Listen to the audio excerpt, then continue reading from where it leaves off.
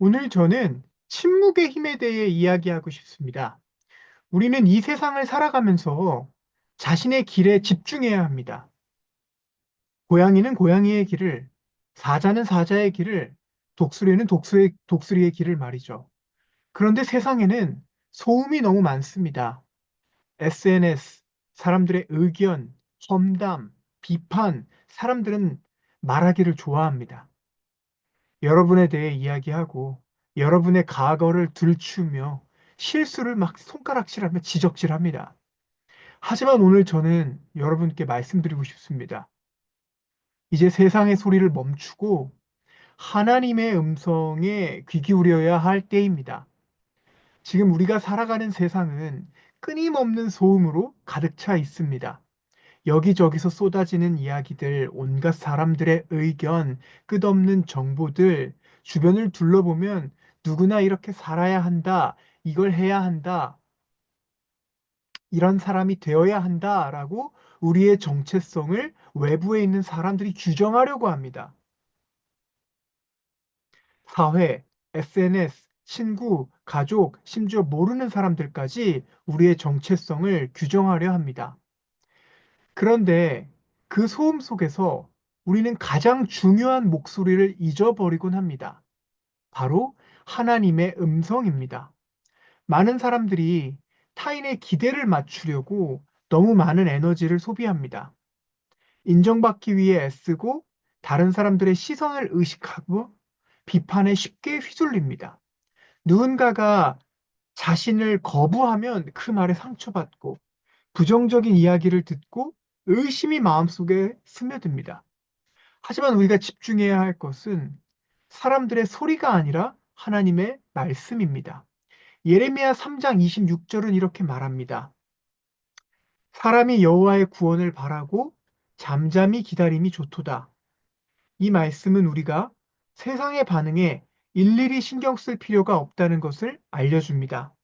우리는 조용히 하나님을 신뢰하면 됩니다. 예수님도 세상에서 온갖 비판과 조롱을 받으셨습니다. 바리새인들은 끊임없이 예수님을 시험했고 사람들은 한때 예수님을 찬양하다가 나중에는 십자가에 못 박으라고 외쳤습니다. 그분의 권위와 사명, 정체성을 의심하는 사람들도 많았습니다. 예수님을요. 하지만 예수님은 그들의 말에 흔들리지 않으셨습니다. 불필요한 논쟁의 시간을 낭비하지 않으셨고 믿지 않는 사람들에게 억지로 설명하려 하지도 않으셨습니다. 그분은 오직 하나님의 뜻을 이루시는 것에 집중하셨습니다. 그렇다면 우리도 왜 사람들의 의견에 휘둘려야 할까요? 왜 부정적인 말들이 우리의 마음을 흔들도록 내버려 둡니까? 세상의 소리에 귀를 기울이면 우리는 점점 그리스도 안에서의 정체성을 잃어버리게 됩니다. 여러분, 위로 눈을 들어 하나님을 바라보세요. 하나님은 이미 여러분을 부르셨고 선택하셨으며 구원하셨고 사랑하고 계십니다.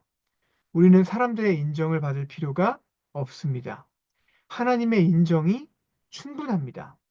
세상의 소리에 귀 기울이는 것을 멈추면 우리는 더 분명한 확신을 얻게 됩니다. 끊임없이 고민하고 갈팡질팡하는 대신 하나님의 인도하심을 신뢰하며 나아갈 수 있습니다. 불필요한 설명을 하지 않아도 되고 비판에 연연할 필요도 없습니다. 결국 가장 중요한 것은 우리의 믿음과 성장입니다. 침묵 속에서 자유를 경험할 수 있습니다. 사람들의 비판에 반응하려 애쓰지 않을 때, 모든 의견을 신경 쓰지 않을 때, 남들의 인정에 목마르지 않을 때, 비로소 하나님의 음성이 더욱 또렷하게 들릴 것입니다. 하나님이 우리의 길을 인도하시고 계시다는 확신을 가지고 담대하게 전진하십시오. 단호하게 세상의 소리를 멈추고 하나님의 음성을 듣는 것에 집중하세요. 세상은 언제나 말이 많을 것입니다. 하지만 가장 중요한 목소리는 오직 여러분을 창조하신 하나님의 음성입니다. 우리는 많은 경우 다른 사람들의 시선을 의식하며 살아갑니다. 끊임없이 내 행동을 설명하고 내 선택을 정당화하며 사람들에게 인정받으려 노력합니다. 하지만 아무리 애써도 우리를 완전히 이해해 주는 사람은 없습니다. 누군가는 여러분을 지지하지 않을 것이고 누군가는 여러분을 비난할 것입니다. 그게 당연한 일입니다. 여러분의 목적은 사람들에게 자신을 증명하는 것이 아닙니다. 여러분의 목적은 하나님이 여러분에게 주신 소명을 따라 살아가는 것입니다. 갈라디아서 1장 10절은 이렇게 말합니다. 내가 지금 사람들에게 인정받으려 하는가? 하나님께 인정받으려 하는가? 내가 아직도 사람을 기쁘게 하려 한다면 나는 그리스도의 종이 아닙니다.